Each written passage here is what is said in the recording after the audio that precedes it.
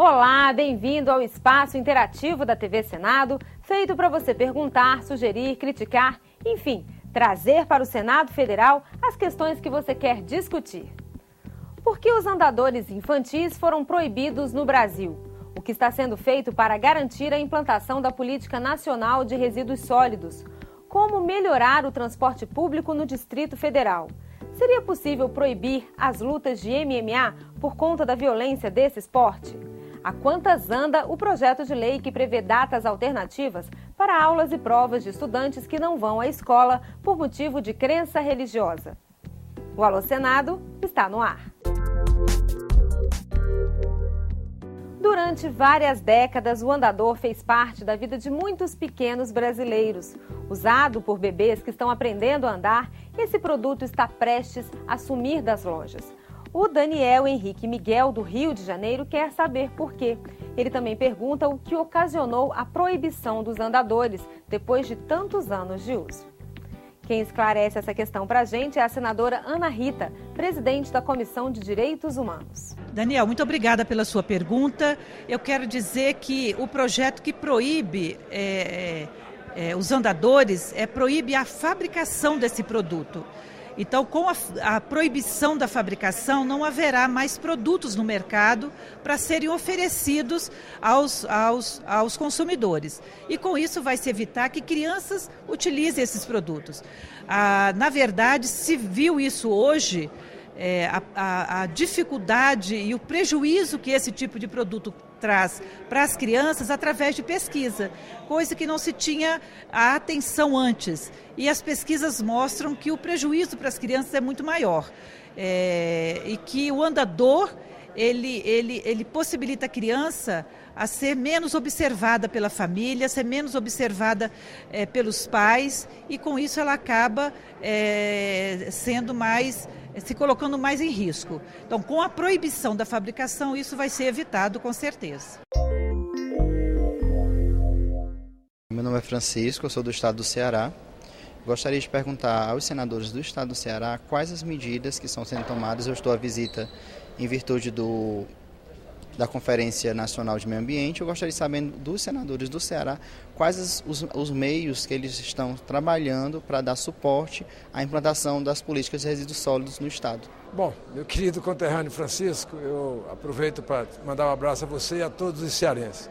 E dizer que eu sou o autor, da lei dos resíduos sólidos, não da lei que exige que os municípios tenham o tratamento dos resíduos sólidos, mas o autor da criação do fundo, para que esses municípios possam fazer. Os municípios brasileiros, todo mundo sabe que vivem em muitas dificuldades com o pires na mão no Planalto Central.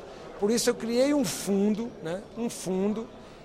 para essa questão específica de tratamento de resíduos sólidos, não apenas no Ceará, mas em todo o Brasil. O que pode ser feito para priorizar a votação do projeto de lei 130 de 2009, que prevê a atribuição de frequência e datas alternativas de provas para alunos que não comparecem à escola por motivo de crença religiosa? Quem quer saber é o Rander Lima Teixeira, da cidade de Augustinópolis, no Tocantins. E quem responde é o presidente da Comissão de Educação, Cultura e Esporte, senador Ciro Miranda. Olha, sobre o andamento do projeto, eu tenho pouca informação. Eu sei mais ou menos o escopo desse projeto. Eu sou totalmente contra. Veja, nós não podemos, por causa de uma minoria, por causa de 0,0001%, você está mudando a regra do jogo. É muito complicado. Veja, os exames do Enem, eles mobilizam as faculdades, as escolas, e isso num sábado. Nós não podemos transferir isso para domingo, para segunda-feira. Eu acho que deveria ter, sim, uma adaptação desse pessoal através de religião, ou através das suas consciências, ou da liberdade, mas essa liberdade que a gente tem que ter, ela passa pelo coletivo. Se a grande maioria expressiva, 99,99%, caminha para um lado, fica muito difícil de atender. Pode ter as suas justificativas, a gente até entende, isso é o processo democrático, mas também democrático é você oferecer, faz aquele que quer e aquele que pode. Nós não podemos mudar a frequência, mudar exames em função de um número muito pequeno. que o caso mais frequente são as religiões que não permitem que os alunos façam as provas aos sábados. Tem muita religião que não permite. Eu não vejo qual é o motivo, mas tudo bem, eu respeito, não é a minha religião, mas eu respeito. Agora, só que eu acho que eles têm que abrir algumas exceções, como nós abrimos as nossas exceções. Como é que você vai mudar isso para uma segunda-feira ou mesmo para um domingo, quando você tem que selecionar uma equipe? Isso é no Brasil inteiro. Se você estivesse falando de uma região, até podíamos examinar. Agora, não sei se é possível para eles, né? Agora, você mobilizar o Brasil inteiro numa outra data é muito difícil e eu não acredito que isso vai dar resultado.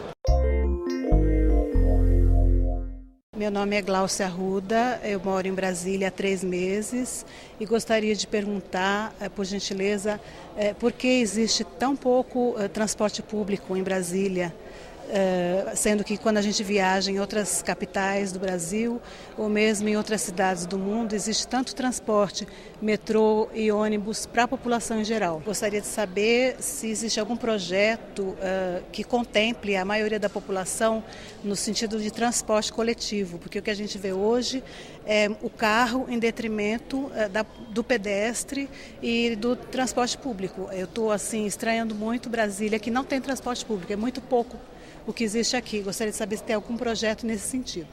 Glaucia, você tem toda a razão. O transporte público é um problema fundamental do Brasil hoje. Nós somos um país com 80% da população urbana, em grande parte cidades de porte médio e grande. E o transporte público foi abandonado ao longo de décadas com essa insanidade que cada um tem que se deslocar de casa para o trabalho de automóvel privado. Isso não tem como continuar e a prova são os engarrafamentos. O transporte urbano é a saída e todos os lugares do mundo funciona bem. Aqui não. Então é um problema geral. Em Brasília é um pouco mais complicado ainda, porque a estrutura urbana de Brasília dificulta um sistema de transporte público eficiente e que não seja muito caro. Porque o que faz um ônibus dar lucro com a tarifa baixa é o passageiro subir e descer, subir e descer, subir e descer ao longo do trajeto. No caso do Brasília não tem. A pessoa pega um ônibus no lugar só desce 30 quilômetros depois. Chama-se IPK, o índice passageiro por quilômetro. No caso federal é muito baixo. Isso faz com que seja muito caro.